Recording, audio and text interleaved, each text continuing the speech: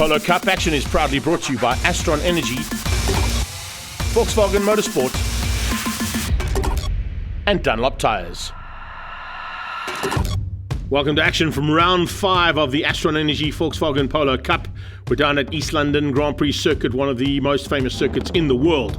But before we get into action here at the East London Grand Prix Circuit, let's go and find out exactly what happened at Zwartkops at the previous round.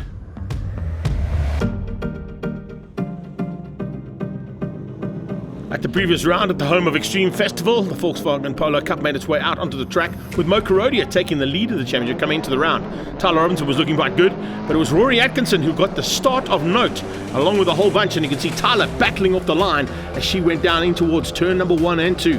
Karodia was side by side with Rory Atkinson. It was going to be a bit of a fight between those two, the championship leader and the man looking for a perfect weekend. Already battles in the mid-pack and starting to rub and race as they came out of turn 2. You could see Tyler Robinson was not having it all her own way.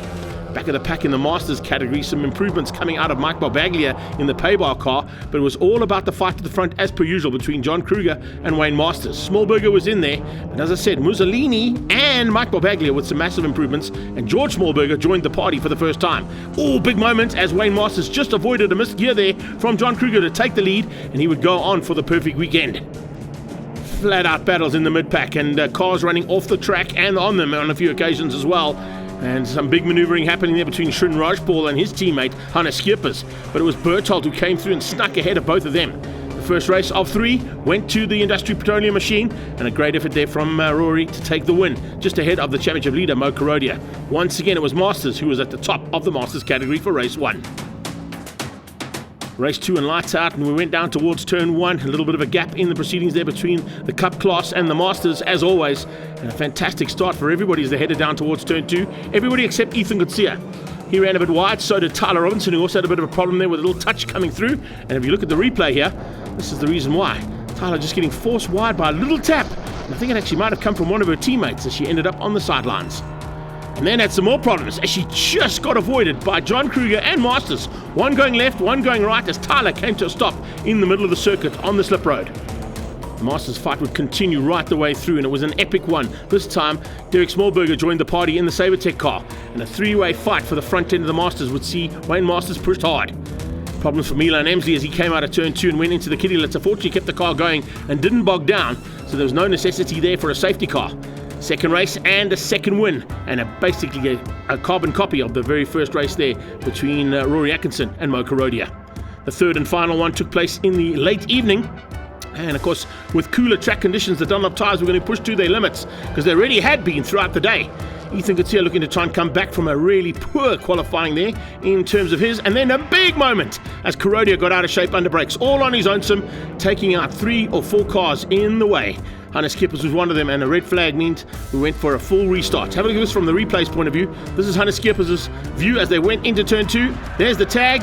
He looks across going, where are you going? Who was that? He's not a happy camper. And yes, fortunately got to start it all again. This time it was a little bit easier off the line from a lot of the drivers, realizing that they're in the closing stages. It is a third and final heat, and they did not want to go home with broken cars or the lack of points. Masters getting the whole shot in the Masters category, beating out John Kruger. Right on Kruger's tail was Mike Barbaglia with an exceptional start in third. From third place, Mo Karodia went into the kiddie litter for the second time. So big problems there for the championship leader. He would have to come back and see if he could get on. And then Srin Rajpal and Anthony Lessing coming together on the main straightaway. The two teammates there out of Works Motorsport got it all out of shape.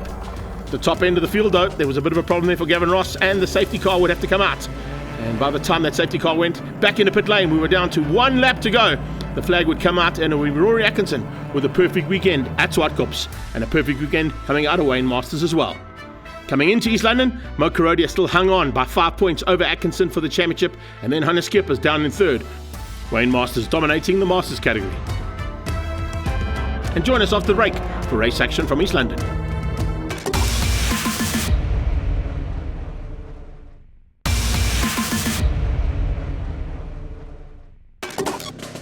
Welcome back. We're at East London Grand Prix Circuit for round 5 of the Astron Energy Polo Cup and the all-important qualifying about to take place. And particularly down here, when you've got a big, strong breeze blowing down the main straightaway, slipstream effect is going to be crucial.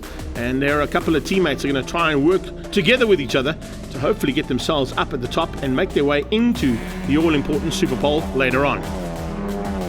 little wave there from Mrs. Kurodia, just giving Mo a bit of a heads up. Shrin having a little bit of an issue. Yahoo! It's getting slippery there, coming out of the complex. It's the first time that Rajpal has ever been to the circuit, so of course he's in the big learning curve. 3 more laps for Ethan Gutsia is what they're telling him there. Bevan Masters out for the first time as well, rookie driver to the East London Grand Prix circuit, finding out exactly what potters and rifle are all about. It's such a crucial and vital aspect to this race weekend, is to get yourself high up, and as high up as possible in qualifying. Great drive yet again coming out of Baglia, just improving every single time when he's in that Masters category. When the flag came out though, it was the former champion who returned to the top of qualifying, Brad Liebenberg. A big surprise ahead of Mo Kurodia and Judd Berthold, his best qualifying ever. And Shrin Rajpal down in 11th place with Nirav Singh. Bevan Masters there too, but John Kruger was top of the list in the Masters category. Let's catch up now with Ethan Gutsia, who makes a welcome return to Super Pole. The last 2 weekends, flipping PE was a struggle, SWAT course was a struggle. Had some hard luck with the car, a few mechanical issues here and there. But going into this weekend, I've been on pace the whole weekend. I won both races here last year, so I feel confident. I made Super Pole, so now I'm just going to try see what I can do, try get as high as I possibly can, and then make something good of this weekend. So, just to remind everybody how Super Pole works, it's basically 3 laps, 1 out, 1 fast lap and 1 in lap. That fast lap has to count. The fastest of the 6 cars that will go to battle will end up on pole position. Tyler Robinson, having a birthday yesterday, was looking to try and get there as well, and so was Rory Atkinson. Ethan Gutsia, as you can see, was already happy to be back in Super Pole. But big fights are going to be expected between Mo Kurodia and Brad Liebenberg. Did Brad have enough to stay at the top in the Super Pole as well as qualifying? He certainly did, and put it onto pole position. It wasn't a bad lap. I think in normal quali I did an 8, so yeah, it was a good lap. I think there was a little bit in it. I made a bit of a mistake in the complex. I just went in a bit hot into the first one, clipped the curve, and it just put me a little bit wide going through the left. But yeah, I managed just to keep it on the track there. Yeah, nonetheless, it was a good lap. I'm just here to have a little bit of fun, and yeah, it was a good time. I'm enjoying it. Pole position in the Masters went to John Kruger. Yes, thanks. It was hard, it was close, Wayne was close, and the other Masters too. I think I was just able to extract a little bit more out of the new tyres perhaps than they were, and I suppose that gave me the point 1. Join us after the break for race 1 action here from East London.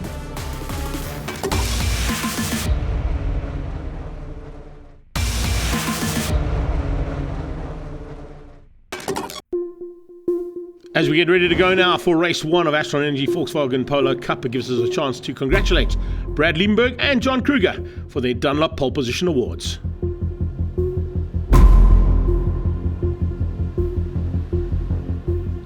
With all the pleasantries out the way now, it's time to go racing.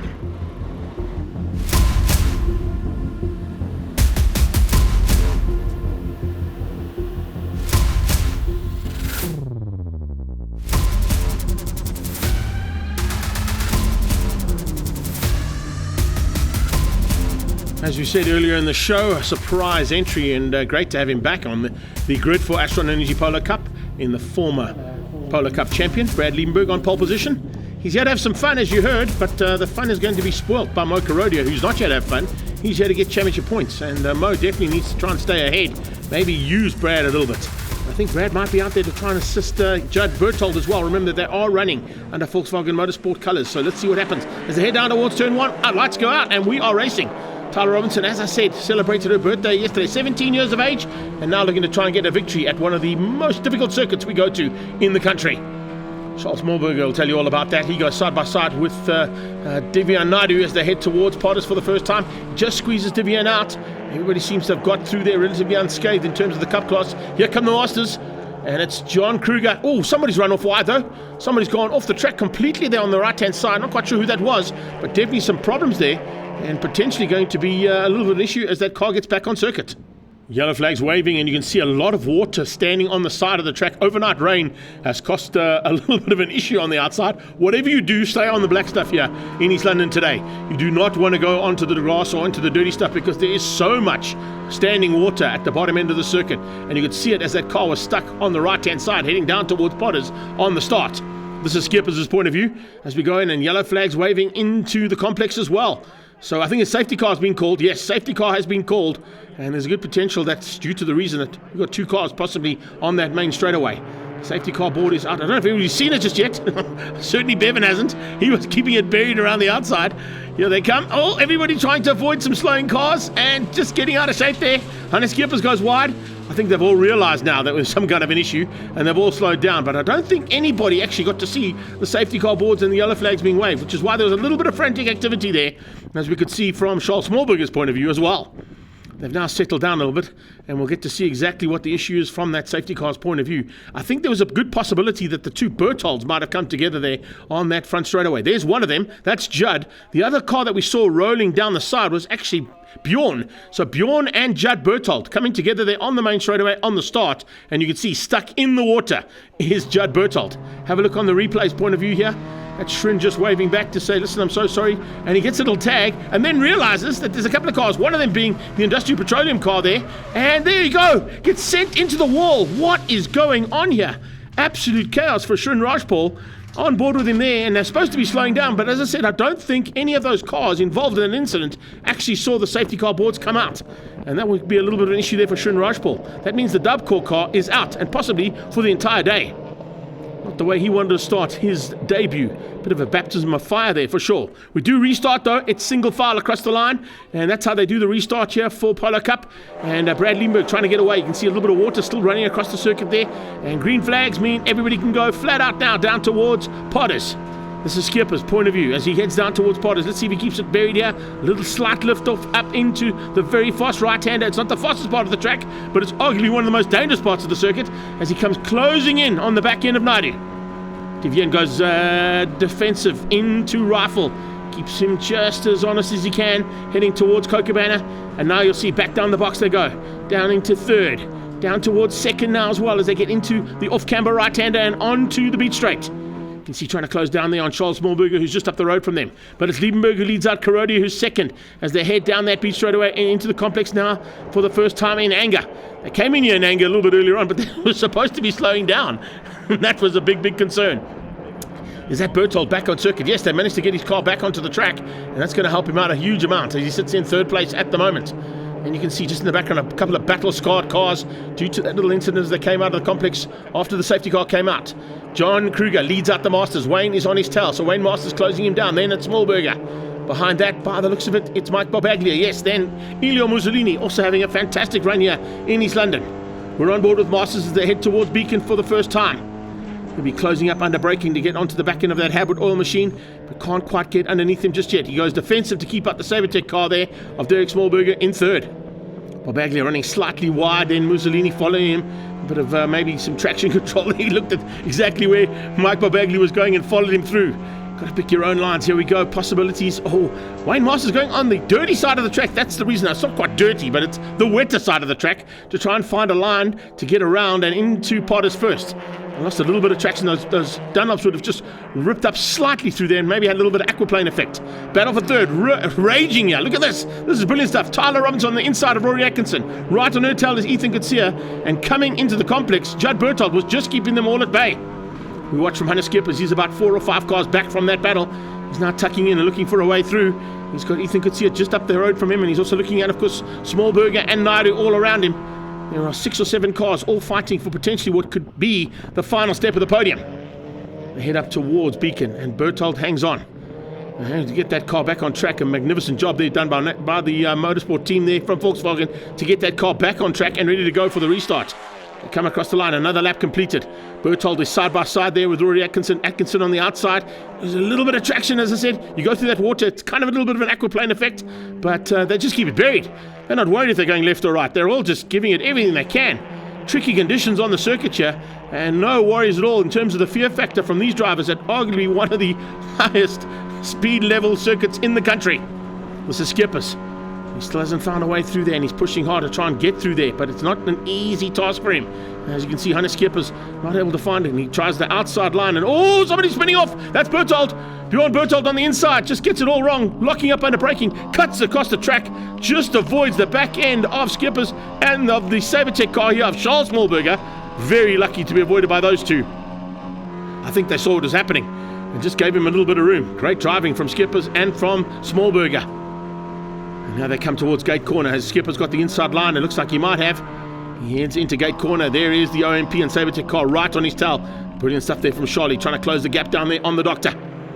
The Dentist is in full flight and trying to just pick them off one by one. Next car in sight is Ethan Gutsia. He's got his sights firmly set on him. Ethan Gutsia certainly looking to try and close onto the back end of Tyler Robinson, who's ahead of him at the moment, and she's got both Rory Atkinson and Judd Berthold in her sights. So it's Retail Insight Sparko car out front, Lee Thompson Racing and Fast 5 Motorsport in second. The championship leader is in second. He's looking at Brad going, well, do I really have to fight Brad Lindbergh? Is he going to be here the entire season? We're not quite sure. But Brad Lindbergh certainly has had a welcome return to Polo Cup racing and resumes exactly where he left off. The champion of the past is now taking on the champion possibly of the future here, as they are going first and second all the way around the track. Ethan Gutsia has been close a little bit there by Hannes Schippers and Charles Smallberger. They haven't quite bridged the gap, but they're nearly there. I think under braking for Cochabana, that's going to definitely change. That DDS machine is going to become the Fenta trailer on the back end there of Gutsia's second of the Lee Thompson Racing machines. As they come under braking, you can see as well Judd Berthold going defensive to keep out Rory Atkinson. That's not an easy thing to do. Rory with a huge amount more experience than Judd's got. Remember, Judd stepping up from Rookie Cup into Polo Cup for the first time and doing a magnificent job. A change up for the lead of the Masters as well. Wayne's at the front. So Wayne hits the front now ahead of John Kruger. Kruger in second place. This is Masters' point of view, looking back at the Habot Lubricants car there. And a little bit further back from that is the Sabertech car of Derek Smallberger. So kind of equidistant here between the top three in the Masters class. Although John's maybe a little closer to the back end of Wayne than what Derek is on the back end of him. But he's got a little bit of a breathing room onto the back end of Mike Barbaglia. As I said, Barbaglia, what a run here from the Payball car. He's having a super effort. Not too far behind him, as I said earlier on as well, is Elio Mussolini.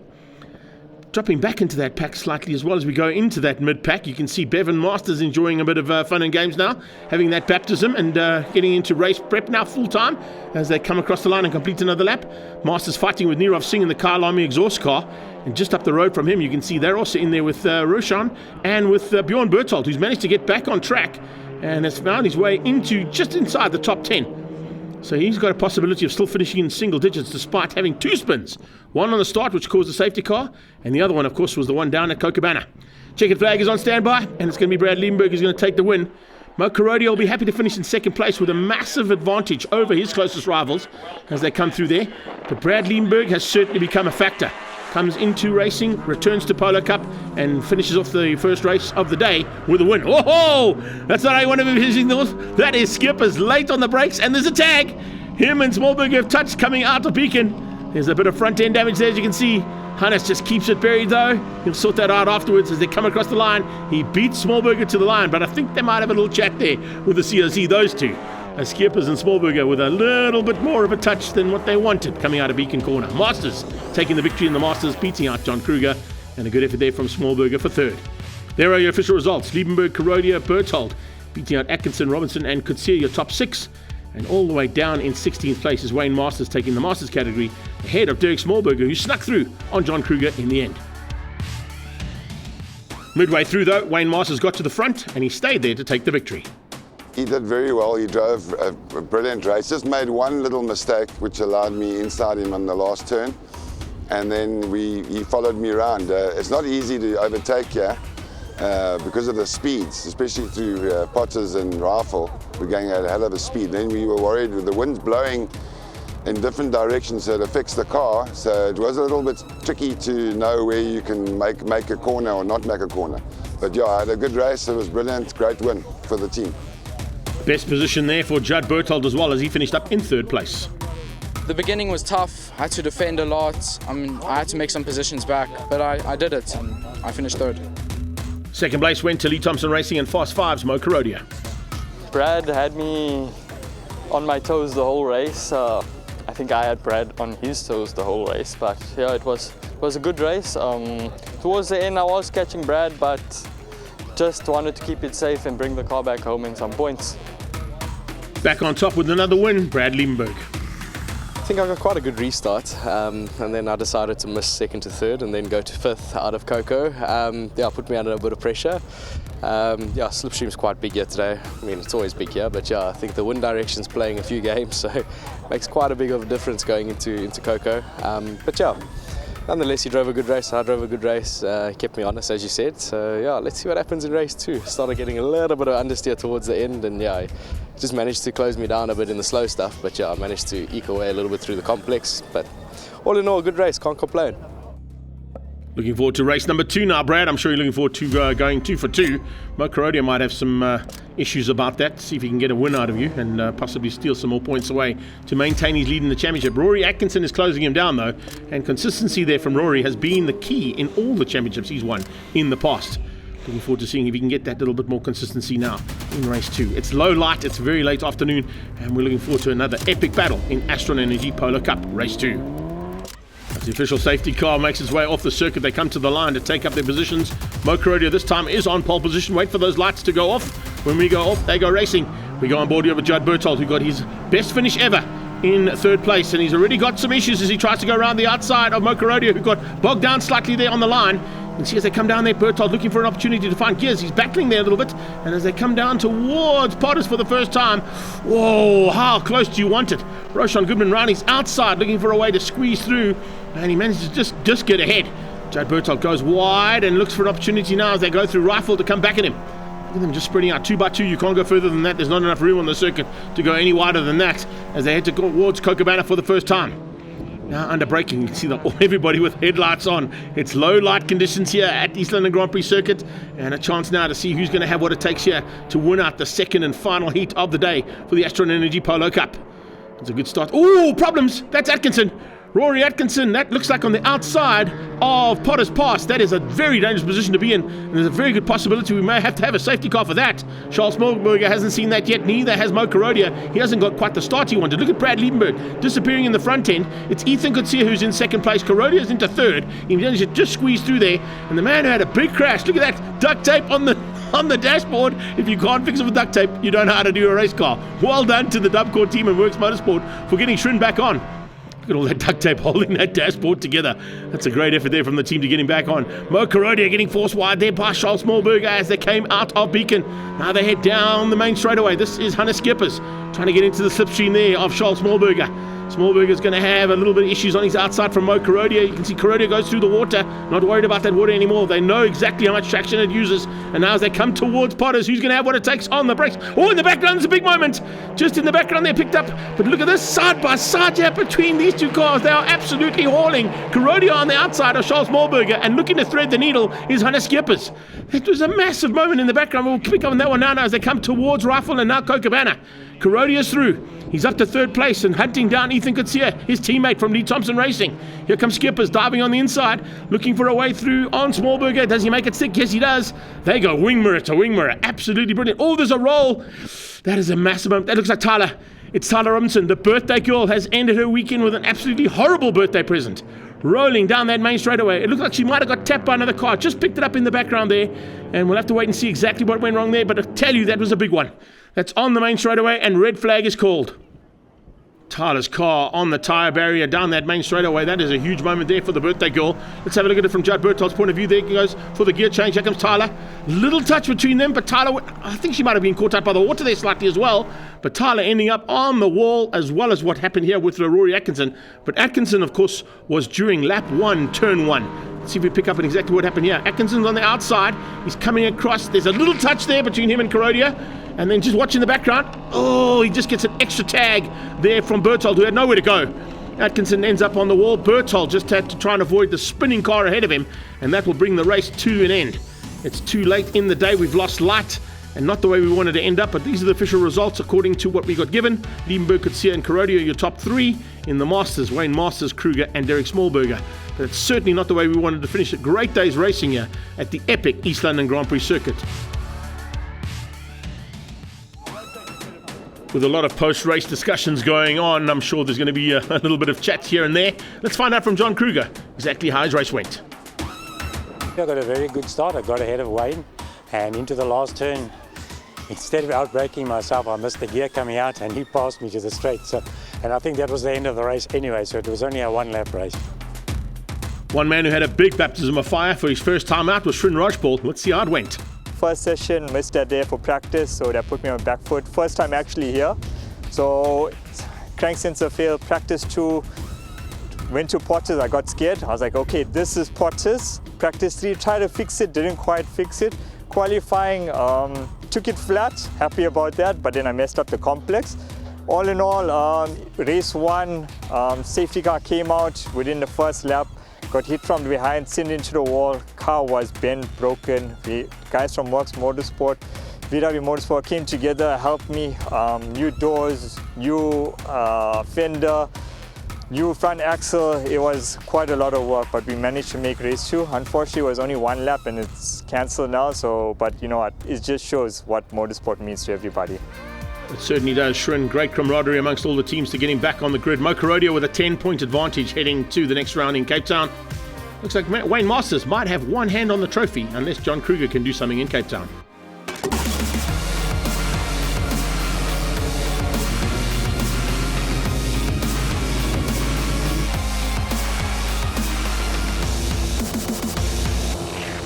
All this action was proudly brought to you by Astron Energy, Volkswagen Motorsport, and Dunlop Tires.